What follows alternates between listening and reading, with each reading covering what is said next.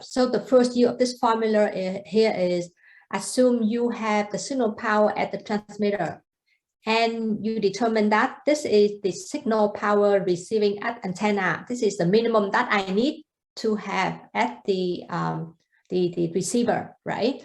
Based on these two, you need to determine the distance, or you need to determine the frequency or the wavelength, so that you have this ratio, right? You have this ratio, all right? So another way to use it is assume that you have, the signal power at the receiver, all right? And then you have two antennas at the distance D, and you have a signal at F, right? Signal frequency at F. Now you have to buy a receiver so that you can receive the signal correctly with low error rate. What should be the signal power at the receiver?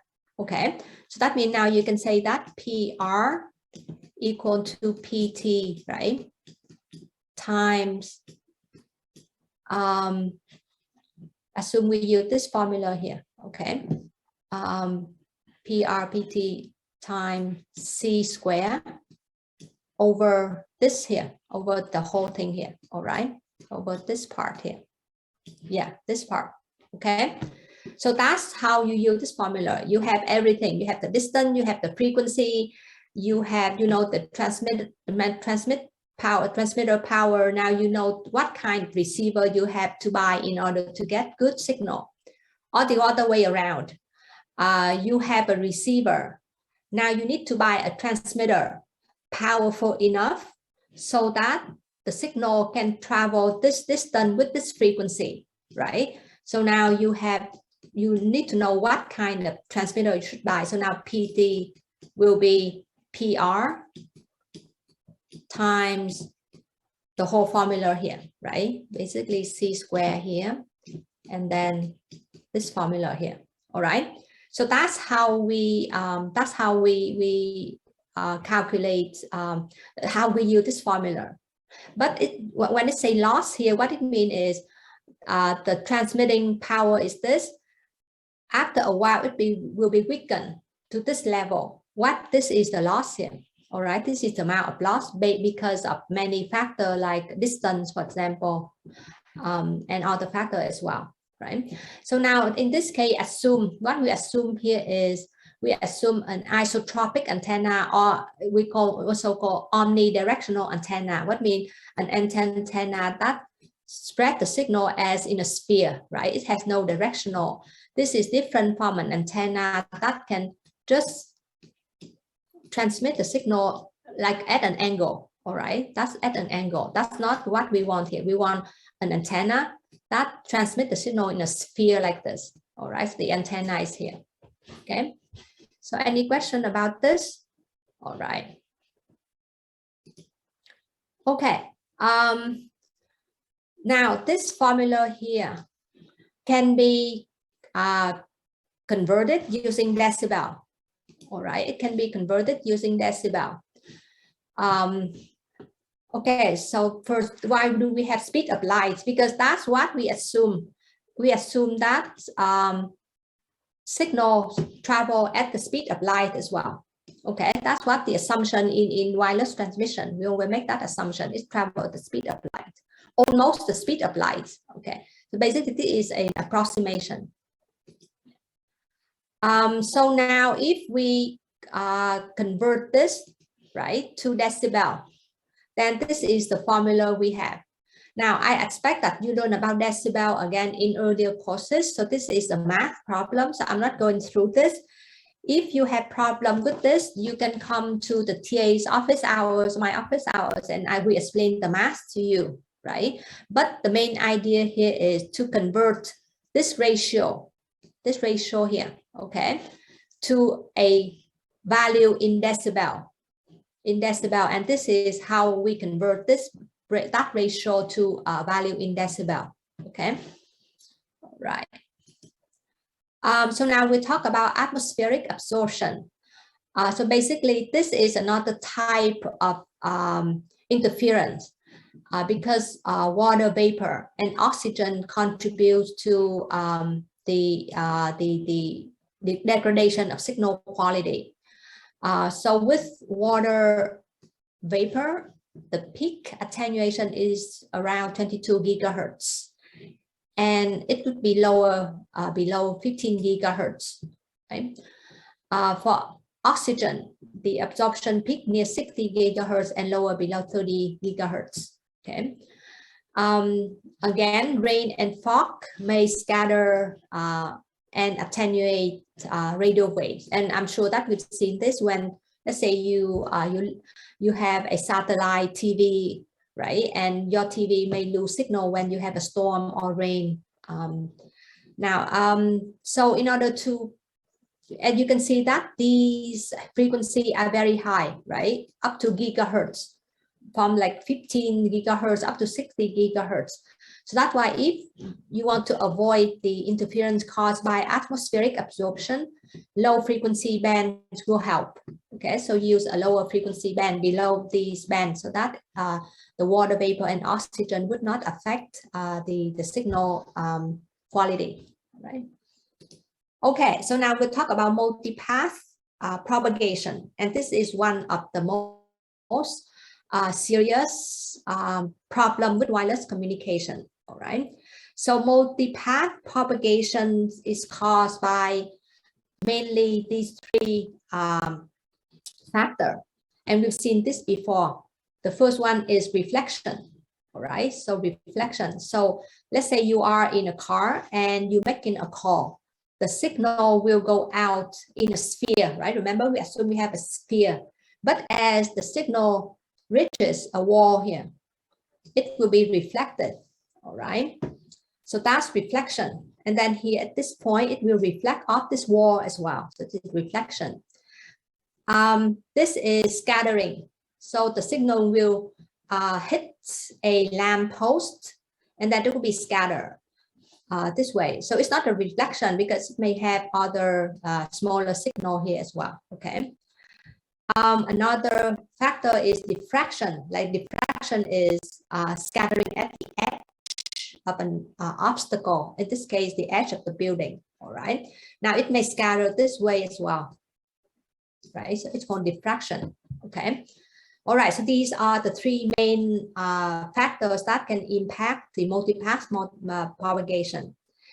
And when you have this, you can see that now from one signal, now you have another signal here, right? And then it reflects here as well. So now from one signal, you can have another one here, another one here. With refraction, the same thing, scattering. From one signal, now you have one more signal here. You may even have more, right? From one signal in the car, now you have another signal here. So basically, at least here we count 1, 2, 3, and 4. All right, we count 3 additional signals, okay, adding to the first signal. So basically, it's the same example here, right? We have a car, and the signal reflects. This scattering, and this is scattering and diffraction, okay? And this is an example of what happened. So this is a signal because of multipath propagation. Remember this example, from one signal, now you have 1, 2, 3, 4, and 5, right? 5 different signals, and you can see this is from one signal here. Now you have 3 smaller signals. So assume this is caused by reflection, this is caused by scattering, right? And this is caused by diffraction. From one signal, now you have these 3, and then even this one had 4, right? Imagine at the receiver, these 4 will be added together. So basically now you have a lot of interference. Basically now this is a sum of these 4 signals, smaller signal. You don't get back the original signal here, right? The same, the next is, so assume this is a 0 and this is a 1, represent a 1. You have 4 smaller signals here arriving at the receiver, right? And you can see that they have different amplitude. they may have different frequencies, they may have different phases as well. So the addition of these signal will cause a lot of problems for the receiver in order to retrieve the original signal here. And another problem is called inter-symbol interference. So you can see this is represent bit 0 and this is represent bit 1. Now they overlap with each other, they add to each other. What signal is this? All right. It's very difficult for the receiver to solve this problem, because now you have signal for 0 and 1 adding together, right? There's a question, these 4 signal form due to scattering. It can be due to reflection. It can be due to scattering, also from diffraction as well, okay, from all those 3 factors. And we don't distinguish them because we don't know which signal is from which effect, right? But it can be caused by diffraction, reflection, and scattering, okay? All right. So that is the problem with multipath propagation when you have a fixed environment. Now, if you have mobility, the problem gets worse, okay? And I'm sure that you've seen it. You drive a car and you turn on the radio. When you go through, let's say, a tunnel, you will lose signal for a couple of hours, right? You go under a bridge, you lose signal for a couple of, seconds, not hours, sorry, seconds. So the problem caused by the change in the path, the change in the medium, the change in the obstacle, and we have 2 types of fading. One is short term. So basically you can see suddenly you are hearing a song on the radio and then you lose the sound for like a few milliseconds, for example, and you get the sound back. Then you may lose another milliseconds here, right? And then you get the sound back. It's called short-term fading, right? But you can have long-term fading as well. So assume you go under a tunnel, right? And the tunnel is about, let's say, 10 minutes long, right? So that means for 10 minutes, you would have very low, in general, you have very low amplitude, right? So let's say this is the 10 minutes under the tunnel, right? You have low amplitude here. So this represents the average amplitude. But let's say for that 10 minutes, the power received is very weak, right? So it's called long-term fading, all right? So, and this caused by obviously mobility, okay? All right. So yeah, that's what we talked about, fading channels. That's what we just talked about. And fading can be caused by atmospheric condition like rain or storm. And yeah, if you have a satellite TV, you know that you may lose signal when you have a storm. In a mobile environment, it's caused by the obstacle, and the obstacle changes over time when you go over a building, go inside a tunnel, for example. And multipath propagation is a key reason. And this makes the problem of modeling fading very difficult to estimate the fading, because you have to take into account the environment, right? But if you keep moving, the environment keeps changing. And then as the environment keeps changing, you would have reflection, you would have scattering, you would have diffraction, they change as well. That's why it's very difficult to model or to estimate fading, all right? And this is one of the most challenging technical problems for mobile communication, to estimate fading, okay? All right, so these are a list of fading. So we talk about short-term fading already, long-term fading. We also have flat fading. So it happens across all frequencies in the same proportion simultaneously, right? So that's why it's called flat. Selective fading is affect only some frequencies, right? And then there are 2 models to estimate fading. So we're not covering this course, so you don't have to learn about these, but I'll just list them so that when later you do research or you do something about wireless communication and you need to estimate fading, what model can you use? So there are 2 models. One is Rayleigh fading. So it's to assume that there's no line of sight path, but there can be other kind of paths caused by multipath propagation, right? And Rayson fading assume you have line of sight path plus many other paths caused by multipath propagation. All right, so depending on the type of application you have, then you can use any of these. So let's say if you have a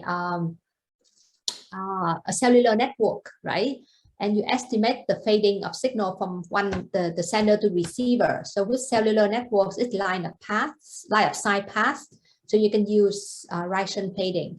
But if assume you use skywave or ground wave communication, it would be no line of sight path, and you can use Rayleigh fading. Okay. Line of sight path and non-line of sight path. Okay, so again, go back to this. So this is line of sight path. Okay, line of sight equation, line of sight propagation, right? So this is line of sight propagation. And this is non-line of sight propagation. This is one way, right? And another one is ground wave propagation. There's the picture for ground wave. So this one here is not non-line of sight, okay? All right. All right, so that's the end of the signal propagation, okay? Any question about this? All right, so like I said, oh, sorry, there's one slide. To deal with fading channels, we can use error correction, right? Error correction. And we can use adaptive equalization by increasing signal power as needed. So again, we'll not cover these.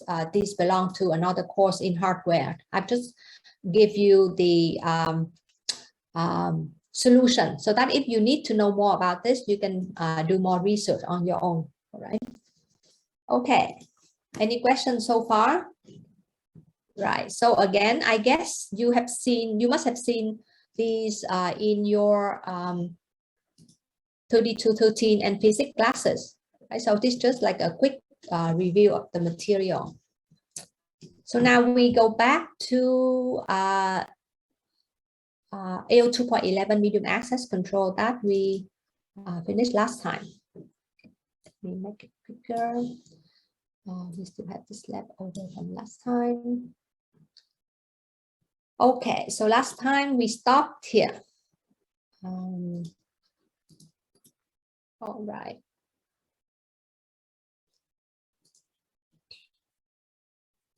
Okay, so last time we were talking about the distributed coordination function, right?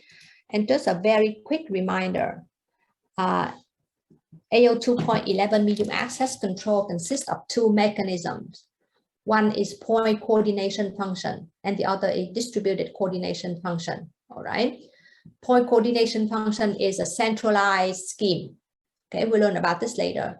And distributed coordination function is a distributed scheme.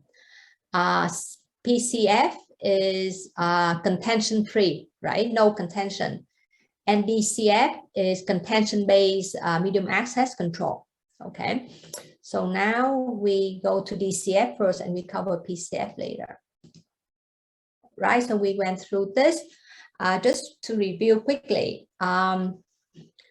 So it uses CSMA-CA. So CA stands for collision avoidance, okay? We cannot detect collision with wireless medium. So that's why we have to avoid. If you cannot detect, then you have to avoid it. So if a station has data to send, it first have to listen to the medium. And if the medium is free, and it can transmit, right?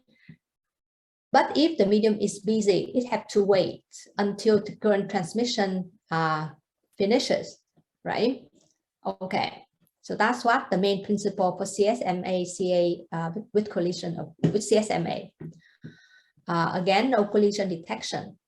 And then in the CSMA-CA, we use two values that act as a priority scheme.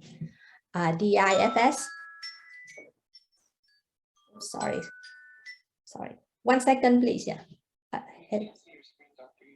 Oh, sorry. Okay, thanks.